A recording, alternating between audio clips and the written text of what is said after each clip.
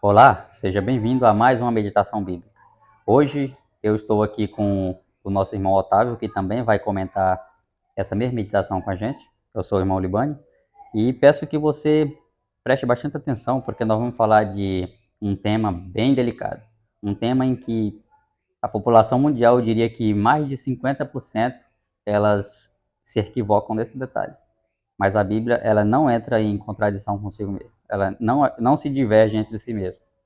E para começar, a gente já vai começar no livro de Gálatas, capítulo 3 e versículo 10. Para você entender o contexto, você precisa ler o capítulo todo.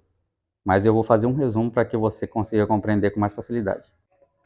Olha só o que diz lá. Pois todos os que são das obras da lei estão debaixo de maldição, porque está escrito: maldito todo aquele que não permanece em todas as coisas escritas no livro da lei, para praticá-las. Você já parou para observar o tanto que, se você se prender a um único versículo, você acaba dizendo, tá, então a lei aí está abolida. A Bíblia, ela não tem contradição consigo mesmo. Nós precisamos saber de que tipo de lei Paulo está falando aqui aos Gálatas. Porque na época do Antigo Testamento, haviam duas leis. Na verdade, uma lei, só que era dividida em duas. Leis civis, leis cerimoniais, e as leis civis e cerimoniais eram basicamente as mesmas. E a lei moral de Deus dos 10 mandamentos. Aí você precisa saber a que tipo de lei Paulo está se referindo aqui. Porque se você colocar no contexto e pensar assim, tá, isso aí anula a lei. Nós estamos agora no tempo da graça, Jesus é a salvação, aquele que crê nele será salvo. E não tem mais lei. Aí você acaba se contradizendo no próprio argumento. Quer ver? Dá uma olhada, abre a sua Bíblia bem em Apocalipse 22 e versículo 15. Uma mensagem deixada pelo discípulo João. Olha o que ele diz. Fora ficarão os cães, os feiticeiros, os impuros, os assassinos, os idólatras e todo aquele que ama e pratica a mentira. Você entendeu a questão? A quem é que João está se referindo aí? Que tipo de características são elas? Aonde é que você encontra essas características? Nosso irmão Otávio sabe. Quer ver? Olá, meu irmão. Estamos aqui para lhe ajudar e recentemente a gente sabe que a Bíblia não tem mentira. Se você recorrer à Bíblia, você vai encontrar uma leitura que fala sobre a lei. Paulo deixa bastante esclarecido no livro de Romanos 7.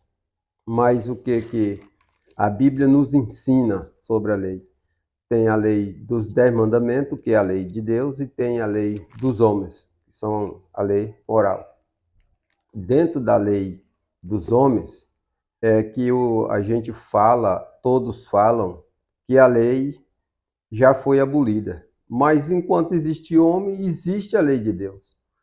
E isso a Bíblia deixa bem claro, que a lei de Deus é boa e é santa, e a gente sabe disso. Agora, quando você diz que a lei foi abolida, você precisa buscar mais na Bíblia um conhecimento para que você possa falar qual é da lei que foi abolida, porque Até porque, se você for observar, quando você fala que a lei não tem mais validade porque Jesus veio e cumpriu, aí Apocalipse 22 e 15 diz que de fora vai ficar os mentirosos, os assassinos, bruxos, essas coisas.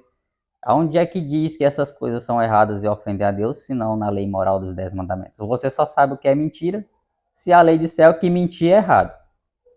Você só sabe o que é assassinato se a lei disser que assassinato é uma coisa errada que ofende a Deus. E aqui diz justamente que você vai ficar de fora do céu por praticar essas coisas. Você já observou o tanto que está tendo aqui uma contradição? A Bíblia não se contradiz. Por quê? Como o nosso irmão Otávio acabou de falar, em Romanos 7, esclarece justamente esse conflito. Ele mencionou esse versículo, eu vou ler só para você observar o tanto que na Bíblia não tem divergência.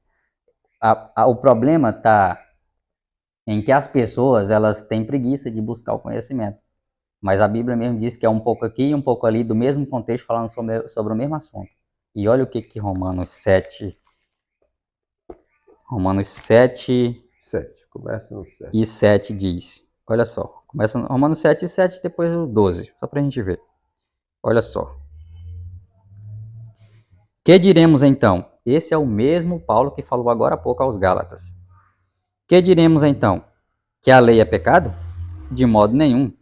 Mas eu não teria conhecido o pecado a não ser por meio da lei, porque eu não teria conhecido a cobiça se a lei não tivesse dito não cobice. Aí veja só o que diz o 12 aqui. Assim, a lei é santa e o mandamento é santo, justo e bom. Então, aquilo que é bom se tornou morte para mim? De modo nenhum. Pelo contrário, o pecado, para mostrar-se como pecado por meio de uma coisa boa, causou minha morte, a fim de que, pelo mandamento, o pecado mostrasse toda a sua força de pecado. Você percebeu aí o tanto que a Bíblia ela se auto-explica por si só? Você não sabe o que é pecado se a lei não disser o que é pecado. E outra, como você pode dizer que a graça de Jesus ela vai te salvar do pecado se você não conhece nem o conceito de pecado? Se não existe uma lei que diz para você, ó, aqui tá sujo, mas ela não diz para você como é que você limpa. A lei não diz. O que limpa a sujeira do pecado é Jesus, através do arrependimento.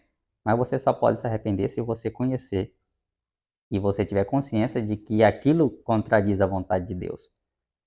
Pela oportunidade, eu quero que tu leia aí Mateus 5 e o verso 17. Aí nós concluímos aqui.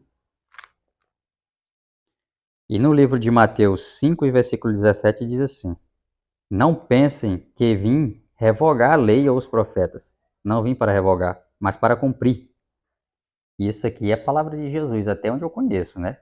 Ou seja, se você diz que a lei foi revogada justamente por Jesus, Jesus está dizendo aqui em Mateus 5 e 17 que ele não veio revogar a lei, ele veio cumprir.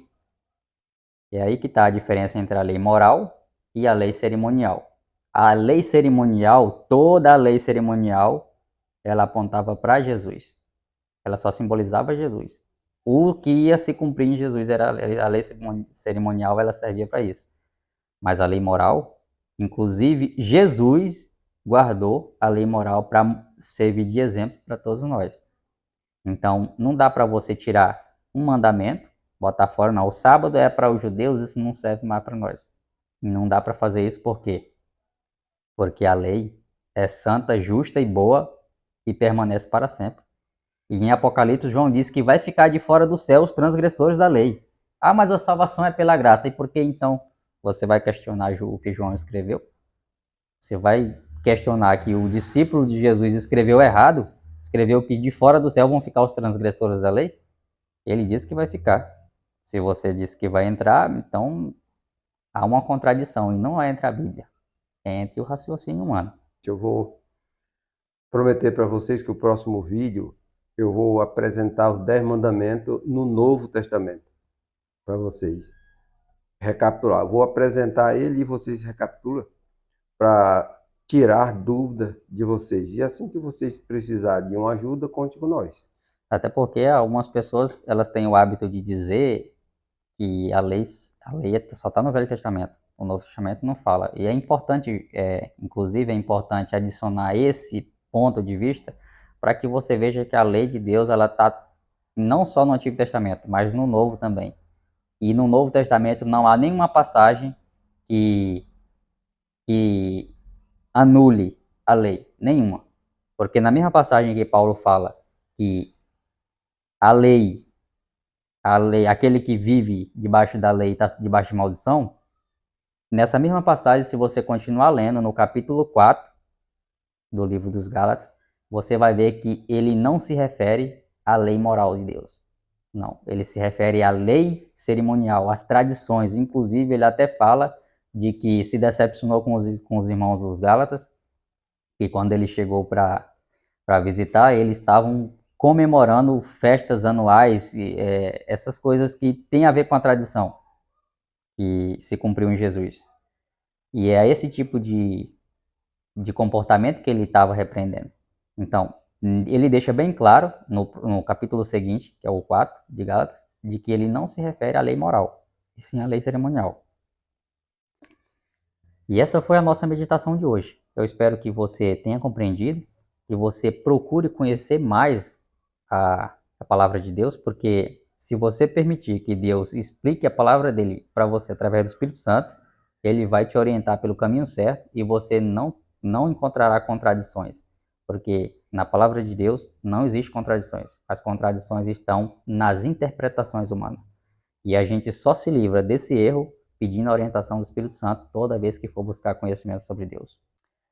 Se você achou esse vídeo útil para você, então compartilhe. Compartilhe com mais pessoas para que as pessoas também tenham esse conhecimento. E deixe o seu like aí para ajudar no engajamento do vídeo.